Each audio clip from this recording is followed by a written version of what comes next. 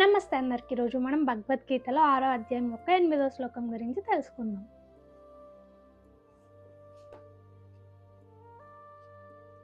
జ్ఞాన విజ్ఞాన తృప్తాత్మ కుతస్థ విజితేంద్రియాః యుక్త ఇత్యుచ్యతే యోగి సమలోత్రాష్మ కాంచనాః.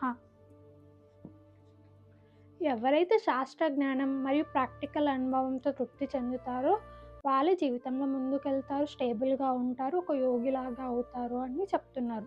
మనము భగవత్ మార్గంలో ఉండడానికి భగవద్గీత ఒక మార్గం. ఇది శాస్త్ర జ్ఞానం మాత్రమే, దాంతోపాటు ప్రాక్టికల్ అనుభవం కూడా ఉండాలి. అది ఎలా అనగా భగవత్ సేవలో ఉండడం, భగవంతునికి సేవ చేయడం, మానవులకి సేవ చేయడం, ఇంకా ఇంద్రియ నిగ్రహంతో ఉండడం, లోపల ప్రశాంతంగా ఉండడం, బయట ఎటువంటి కోరికలు లేకుండా ఇంద్రియ నిగ్రహంతో మన కర్మలను మనం చేసుకుంటూ ఉంటూ, లోపల ప్రశాంతంగా ఉంటూ, బయట ఇంద్రియ నిగ్రహంతో ఉంటూ, గర్వం లేకుండా ఒక గురువుతో శాస్త్రజ్ఞానం మాత్రమే నాకు ఉంది, ప్రాక్టికల్ అనుభవం కూడా నాకు కావాలి అని నేర్చుకోవడం, ఏది తెలియకపోయినా నేర్చుకుంటూ ముందుకు వెళ్తూ భగవత్ సేవ చేసుకుంటూ ఉంటూ శాస్త్రజ్ఞానం మరియు ప్రాక్టికల్ అనుభవంతో స్టేబుల్గా ఉంటాము అనేది భావం.